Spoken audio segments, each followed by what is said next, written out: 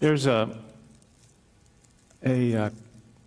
famous scene in a classic movie that I'm sure you have heard.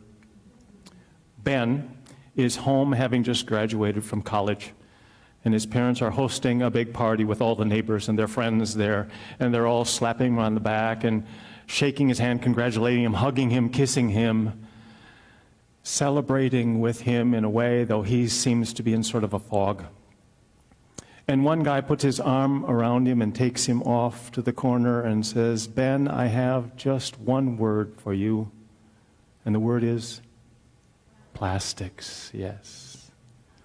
Plastics is the magic word, the key to fortune and success and everything good in life. Plastics. It'll give it to you.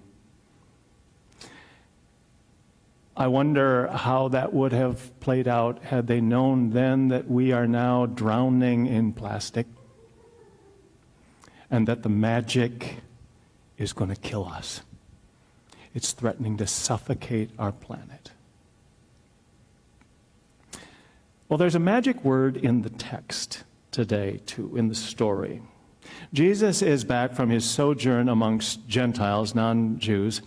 And on this journey, he encountered this Gentile woman, this Syrophoenician woman, who asked him to heal her daughter.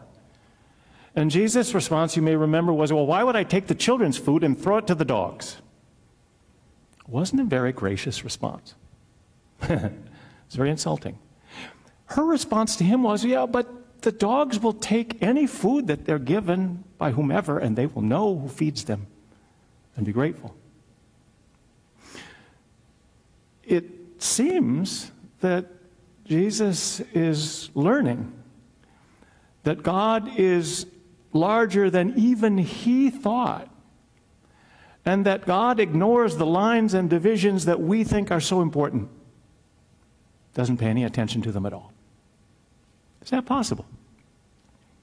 Well, Jesus is then moving along with his disciples, walking along, and engages them in this discussion of this mission to bring the God of all to everyone.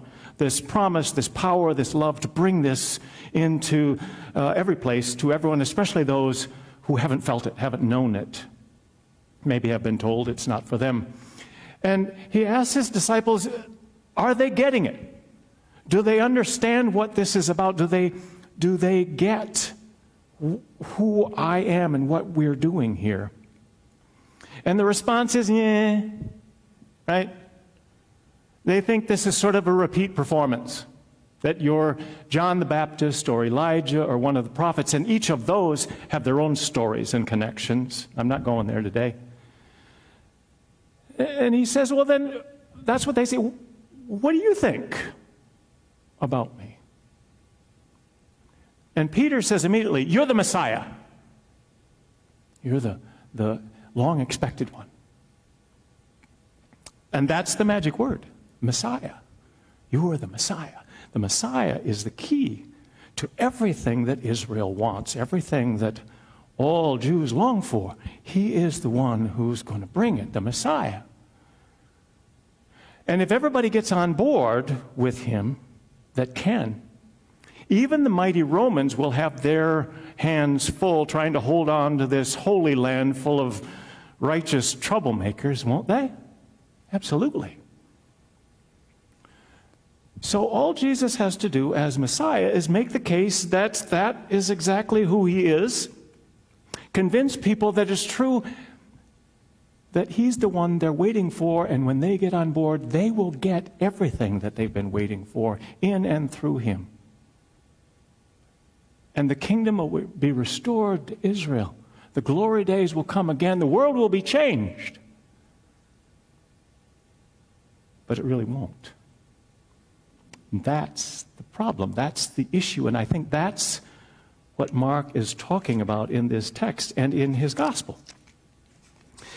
Because the Messiah that Peter is looking for, that pretty much everybody else is looking for, is a repeat performance of the past. It is restoring what was. It is their version of plastics, this one who will come and give them what they want, what they desire, what they deserve, and were supposedly promised. the magic word, the key to their version of success, to reclaim and have.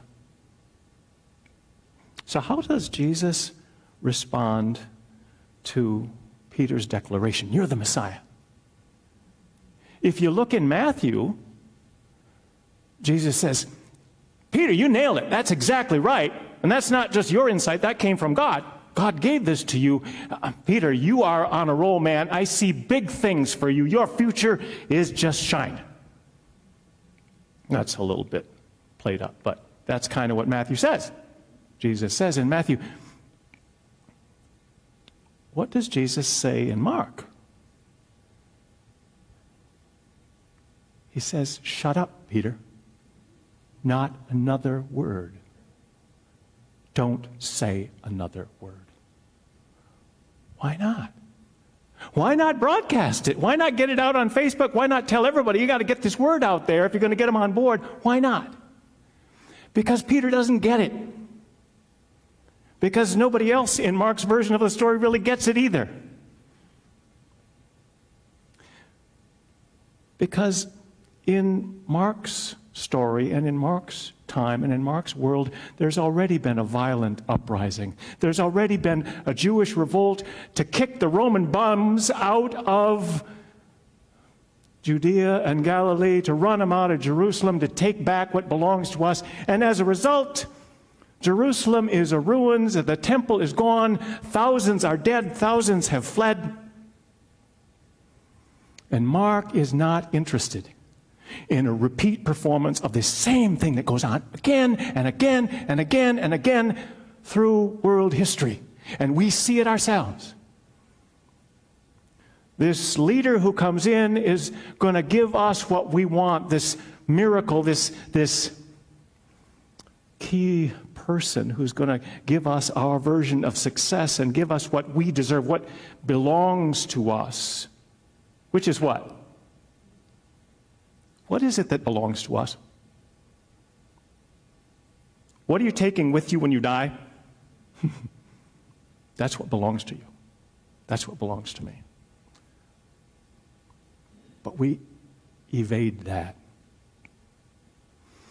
So it seems, perhaps, that Jesus in Mark's story rejects the title of Messiah because it is so fraught, so loaded, overloaded, and instead takes on this title of Son of Man, the human one, this apocalyptic figure that goes back to the book of Daniel. This one who comes to deliver a whole new world, to usher in a new creation, to lead a movement a whole different way. And that way is about giving rather than getting and gaining. It is about letting go rather than laying claim to. In that, there is the fullness of life and peace and wholeness. It's a paradoxical way that we still struggle to grasp today because we can't.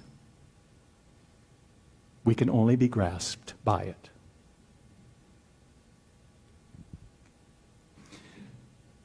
The first official fatality was taken from the rubble of the towers when they fell on September 11th, 2001. The first one named, the first one claimed was a Franciscan friar, a priest, the name of Father Michael Judge. He was the chaplain for the New York City Fire Department, and he arrived at the South Tower shortly after the first plane hit. And he was in the building when it collapsed. At the funeral that happened some days later, his fellow Franciscan brother and friend, Father Michael Duffy, was asked to speak, to give the homily. Franciscans, when they join the order, they fill out a form. It's upon my death, and these are the things that they want, where the service is going to be and who's going to preach and all that stuff. So that's always right there in their mind. Father Michael Duffy said, if when I catch up with him, I'm going to kill him for making me do this, he said.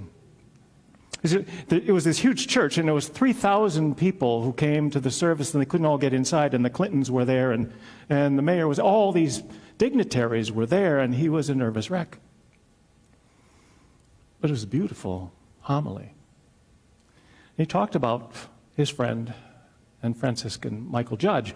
He said he was this big, gentle Irishman with these huge hands who loved to bless people.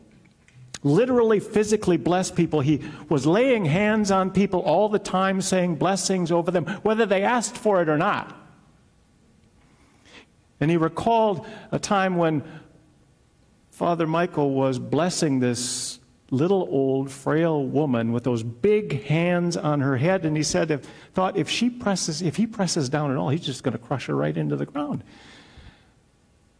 But he loved people. He loved engaging with people, physically touching them, but also spiritually, emotionally connecting with them. And he did with all kinds of people. As the chaplain for the fire department in New York City, was in all kinds of places, engaging with all kinds of people. And he would remember names, and if he had any contact information for these people that he met and talked with, if there was something meaningful that they talked about, he would write a note about that and send it to that person.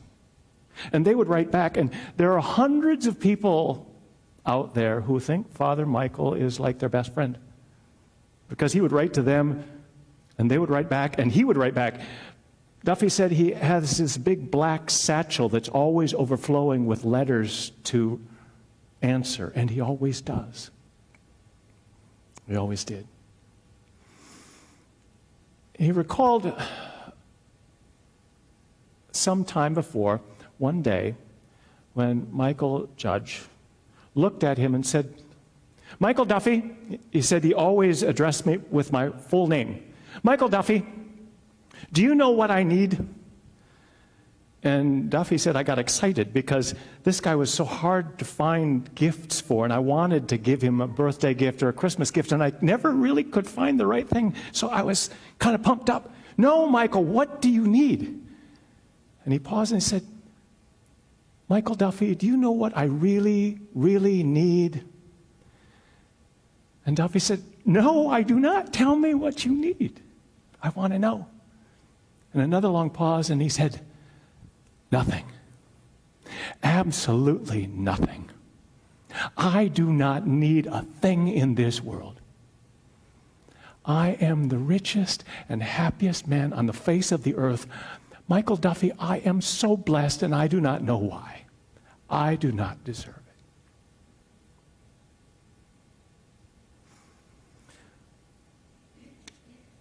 Father Michael Judge was the official first fatality on September 11th, to be named, to be found, to be named. His death certificate actually has a number 1 on it, and Michael Duffy asked in his homily, why was he the first one to die in this Holocaust that kills thousands? Why was he the first one to be found to have died? He said, "I think I know." He said, Michael Judge's goal and purpose in his work with the fire department was to bring every firefighter to the point of being at peace with his own death, being ready to die, should that happen to him, should he have to face that at the next fire, the next disaster, whatever it was, to prepare them so they would be ready. He said, given what's happened now, there is no way physically he could have ministered to everybody who would need him now, not in this life.